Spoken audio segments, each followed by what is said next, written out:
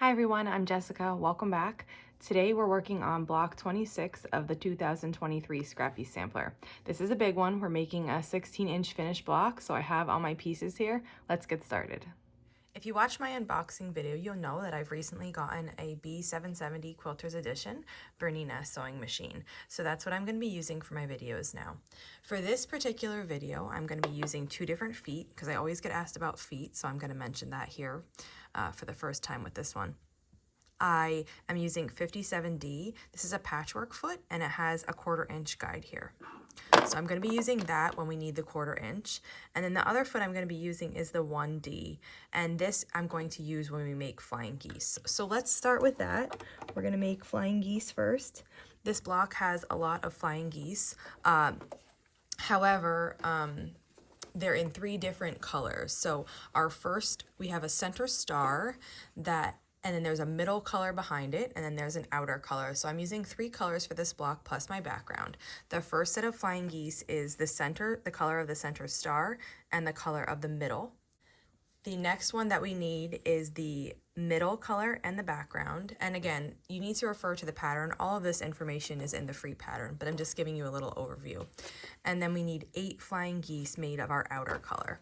So we're going to make the flying geese all the same way. I'll show you one of each color just so you know what they look like. But we're using a stitch and flip method for all of the flying geese in this block.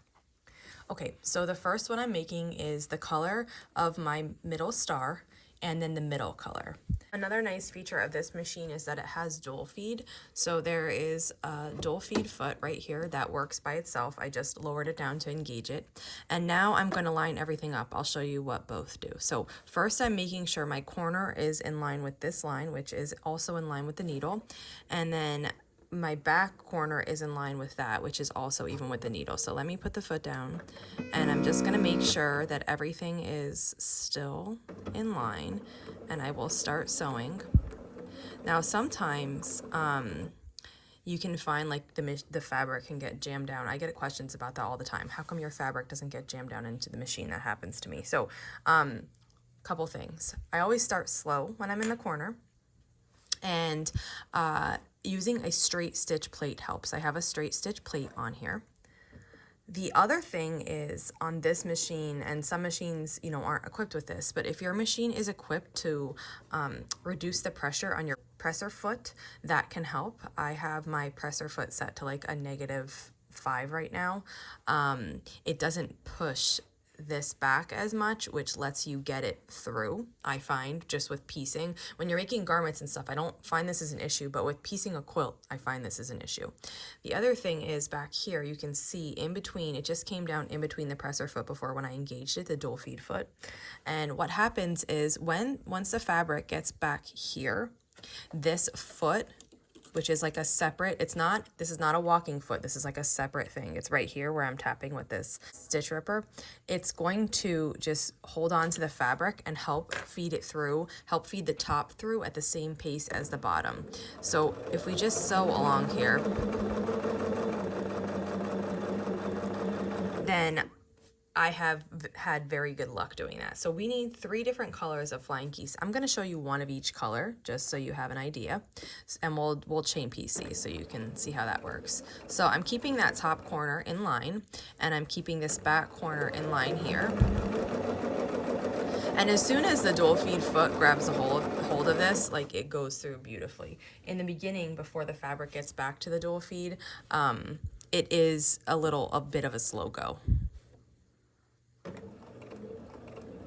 And if this is hindering your view, even though this line is here, it is a big piece of metal sitting there. You can look for like open toe feet that will help you be able to see exactly where the fabric is going. And at some point I might give that a try, but this is the foot I have right now. So then we have half of the flying geese finished here. And let's just set these apart. And then you can trim this with a rotary cutter and a ruler, or you can use scissors like I do. This has to be about a 1/4 of an inch. Now seams like this that are underneath a flying geese unit, they don't have to be as exact as like your seams do, because this is not being sewn like under here has no bearing on, you know, the seams of your block. So it's okay if they aren't perfect there. And then now we're just going to sew the other sides of the flying geese units on. So I'll do the same thing here. I'm gonna line everything up. Yeah, I can maybe see the merit of having an open foot there, open toe foot. Even though that line is there, it is not as clear as I'd like it to be. So I might look for one of those and try that in the future. I have this foot that came with the machine that would let me view this nicely. But this foot is a C, which means it's not a dual feed foot. So the dual feed feet have an opening in the back, like you can see here. This split in the back here is for the dual feed to come in, and the C's don't have that. So if I want to be able to use the dual feed function, which I do because I really like it, I need to get a foot with a D on it. So I'll have to take a look about what foot I could use there that would make this really clear to see. Okay, and then you're gonna see me reaching to the back because that's what I'm used to, but there is no lift in the back to lift the presser foot. So if you want to lift the presser foot at all, you're using the button on the machine or the knee bar. So I have the knee bar set up here, and I just have to get used to using that to lift it instead of putting my hand in the back, which I will, just takes time. And then we just need one more of this center. And that's another thing too that helps the fabric not get jammed down. Like if you lift your foot up and kind of get your fabric exactly where you want it, and then start slowly, your fabric should not go down into your machine at all. And then here, I have my foot pedal. There's a button to cut here, but also I have my foot pedal you can program. If you push back on your foot pedal, you can program what it does. And if I push back on my foot pedal, I have it programmed to cut the thread and lift the presser foot, so that's nice. Okay, so we need 4 flying geese of this color combination. We need 4 flying geese of this middle color combination, and then we need 8 flying geese of this outer color combination. So I'm gonna go ahead and make those flying geese all in exactly the same method we just did, and I will come back here as soon as those are ready and we can proceed on with the block. I've made all the flying geese that we need, and now we're gonna work on putting together the flying geese unit. So what we need for this is a rectangle of background, one of the flying geese that uses background and the middle color, and we're going to just put the flying geese on top of the background piece, and we're going to sew here.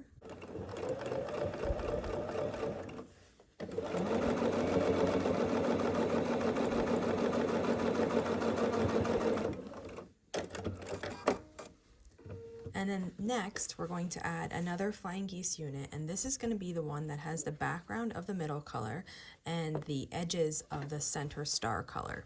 So we're going to put that on top of the other flying geese.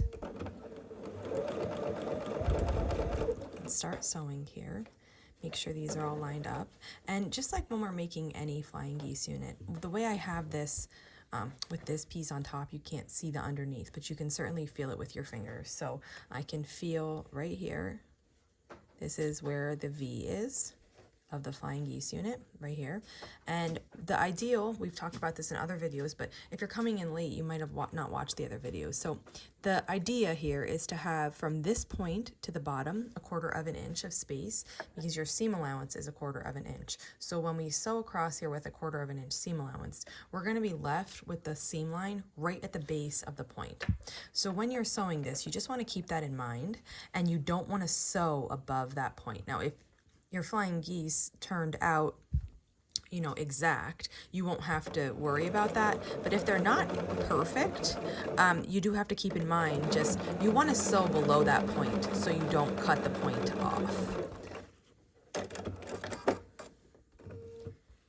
It should look like this. So our seam line is right at the base of that point, and it looks really beautiful, but it doesn't always, and sometimes you cut off your point and that just happens. So don't stress if it does, but just so you know the idea of what it's supposed to look like, that is it. Okay, so this is our flying geese unit. We need 4 of these. I've made the other ones, and I'm just going to put them all together and then set these aside because we're going to work on the next unit now. And the next thing we're going to make is our half square triangles. So these are large half square triangles. We have the triangles cut, and we're going to take one and put it on top of the other, matching the sides and the bottom. And then we're going to make sure that our edges here are matched. And we're going to sew along this long diagonal with a 1/4 inch seam allowance.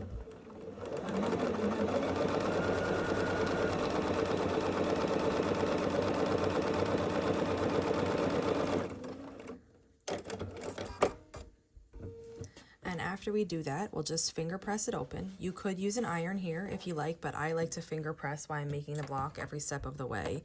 And then we're just going to trim off these little overhangs. This half square triangle is made to size, so there's no trimming of the actual triangle. You're just getting those little edges off. And then the next thing we're going to do is make our corner unit. So we need 2 of the flying geese. This is my outer color. This is the unit we're going to make. We're going to put a flying geese on the side here, and then we're going to put one on the top like that, and then we're going to have a square here. So this is what we're making, and the way that I start then is I'm going to take the flying geese and lay it on top of this half square triangle. Check the diagram in your pattern so that you make sure you're placing this on here correctly. And then we're just going to make sure this is all lined up nice. And again, now that I have this flipped over, you can see here probably a little bit better. See these 2 thread lines coming down? Where they intersect is your point on the front. So when you're sewing here, you're watching your needle, and you just want to come right below that point so that you don't cut it off. And even if your seam allowance maybe isn't a perfect 1/4 inch, you can kind of just like guide it around the point so that you don't cut that off. And I'm gonna like chain piece this all here, so I'm not gonna cut, but I'll show you that point in a minute. Now the next thing we're going to do is lay the square on top of this flying geese unit and slip this in here to sew.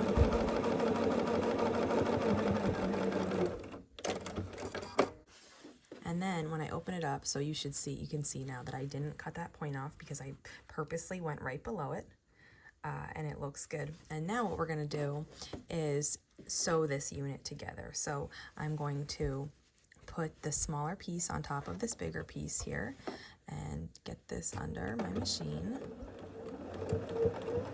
Okay.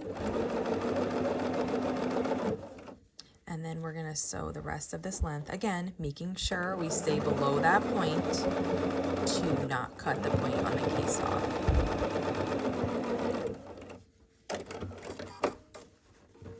And here is the unit that we just made.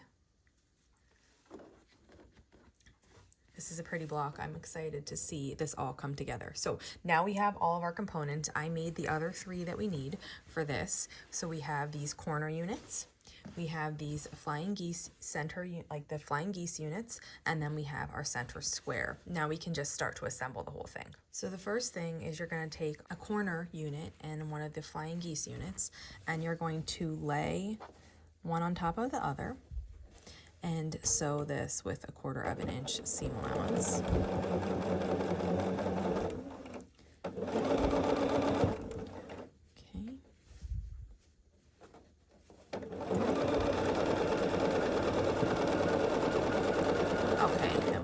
Through, I'm going to leave the threads connected. We're going to chain piece the whole block. I'm going to take another flying geese unit and my center square and line those up and send that through also. I'm making sure these are all matched, and I'm feeling where this point is so that I try not to cut it off. Then we're going to take another corner unit and another flying geese unit and sew them in this orientation. Now I'm just making sure my seams are laying nicely as I go. You can decide here if you want to press them open or press them to one side, but I don't love to press them open, but I do nest the seams. So I'm making sure the seams are nesting correctly with my fingers as we go. Then I cut the thread and open this up. And now we're gonna sew this side of the block on. So I have my next corner unit. And here we're just gonna put the corner unit on top of the other unit, and we're just gonna sew down just like we did before,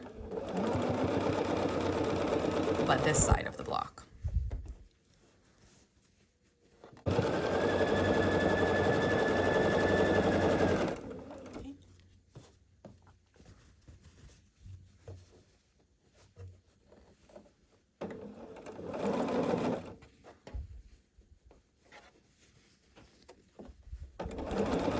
When we're sewing this middle here, we're watching the point on the flying geese and making sure that we're going under it again.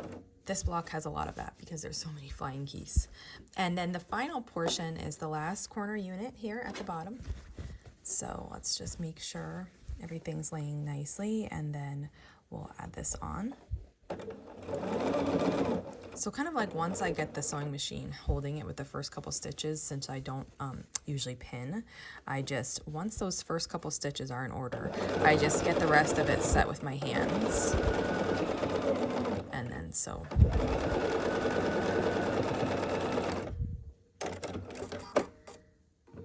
And now we have the whole block kind of just sewn together with the two middle seams not finished. So this is what we have so far. And now we just need to sew these two seams. So to do that, we'll just start whatever side you want. You just pick a side and start on. And then you're just gonna get everything lined up. If you wanted to pin here, you certainly could. That would help you hold this all in place. I just kind of take it one little step at a time and do it with my fingers. So here I'm not quite far enough over. So I'm gonna lift that up and reposition. There we go. And then once I get to that seam, then I continue fixing the rest of the block to make sure that it's laying flat.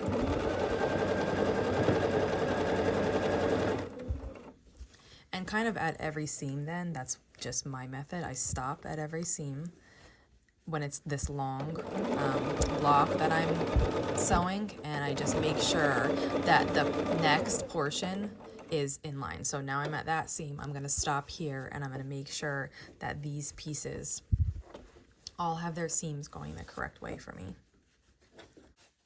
And sometimes it takes a little bit of fussing, but that's okay. Take as long as you need until you have them, you know, just the way you want them.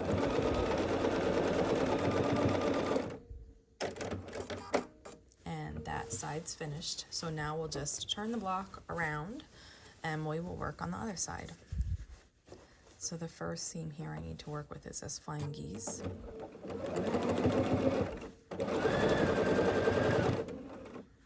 Okay, and now I'm just gonna take a second just to make sure the rest is situated just how I like.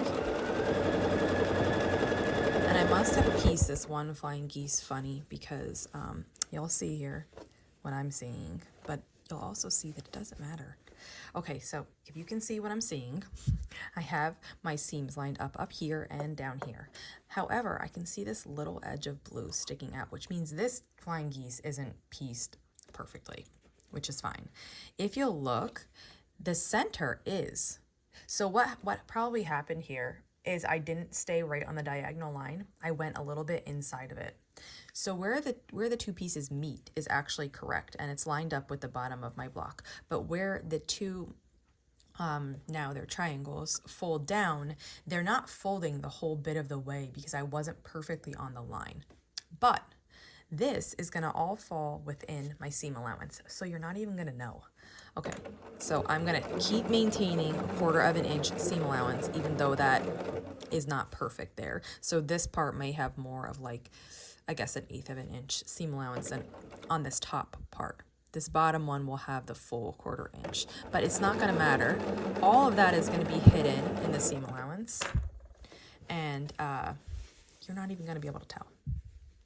And as long as, you know, I find like you're shooting for 1/4 of an inch, right? Because what that's gonna do is it's gonna guarantee that your seam can hold. And with all the use of your quilt, it's not going to come apart, which is important, right? You want your quilt to last. So that's what we're going for. It just doesn't always, it's not always perfect every time, and that's fine. You can still have a beautiful quilt with just these little mistakes in it that most people won't even know. Okay, so I'm finishing this, and now we have the block finished. So here it is. It's a nice big one, 16-inch block, and we're gonna go ahead over and press it. So here we have our block that we just made. It's not pressed at all. It's kind of floppy and not, not looking as beautiful as it can be. So now we're gonna press it and make it look really beautiful. To start doing that, I flip it over and I work on the back. And you can tell that these two seams are the last seams that I sewed together. So we're gonna work on the two outsides and we handle those seams last. I'm just going to come into one corner here, and I'm starting small. I'm going to one flying geese unit and this corner square, and I'm just getting them how they should be. I'm not going on this seam line next to it at all. I'm just kind of going right up to it, and I won't tackle that seam line until I'm ready. Now the next thing, I'm just going to gently go onto this flying geese unit. And this is a big enough space where I can fit my iron here. These are 4-inch, like this is a 4-inch space. So I know my iron can fit. And then after I have that half square triangle pressed, we're gonna go back to the flying geese and the corner square and press them in the right direction all the way to the seam allowance.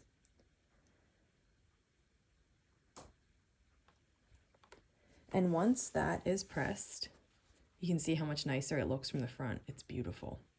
So that corner's done. I'm going to do the same thing at every single corner. So right now I'm only working on the corners. And I'm going a little bit at a time. I'm making sure that the seams are going in the right direction with my fingers. And then I'm setting the iron on top and letting the heat press it. And once I have that done, in the one spot, then I just keep moving on to the next spot.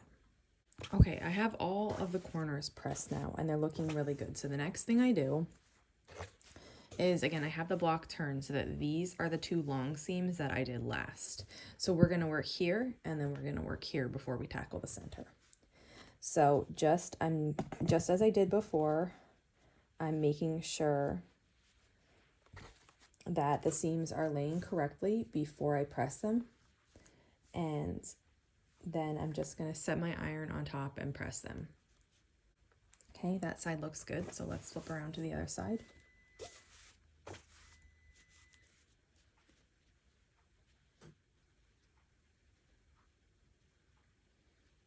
And sometimes you'll have this press, like when I was pressing this side, my iron accidentally pressed that this way.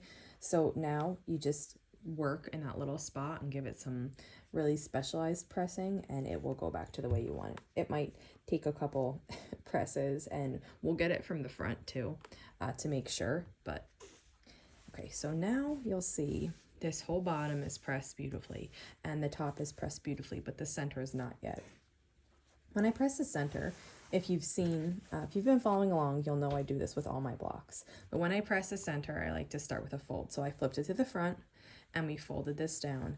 And I'm making sure with my hands that all of the seams on the bottom, because you can feel right through it, you can feel what it feels like. I'm making sure that all the seams on the bottom are laying in the way they should. And then I'm just setting my iron on that long seam line and pressing this. And once that's ready, once I'm comfortable with it, I gently open the block and then I'm using my fingers to put the block, to lay the seams in the way that I want them to go. And then my iron is following me and making sure everything is actually being put in the place I want it. So here, let's see, I didn't get this side good enough. So I want that seam folded back. So I did it with my fingers to make sure it would stay. And then the iron is gonna come and set everything in place. And I'm doing that here for this center star too, to make sure that that is laying nice. And so now we have this whole half of the block pressed. And the last thing we have to do is this final seam line. So I fold it in half, making sure that it's all laying nicely, even the underneath portions. And if they're not, I can reach my hand underneath and fix them. And then we're just gonna sit right on this long seam line here.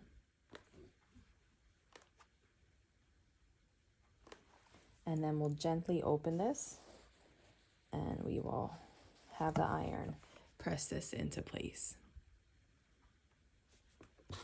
On the center here, the way that the flying geese wants to go is inside, but I'm actually pressing it out, so I need to take my fingers and place it that way. And we'll just make our way across the whole seam until everything is laying really nice. And that, you can still see that one's kind of like wanting to go in, so I just repeat the process until it lays how it should lay. And everything here feels good to me now. And that's what the block looks like now.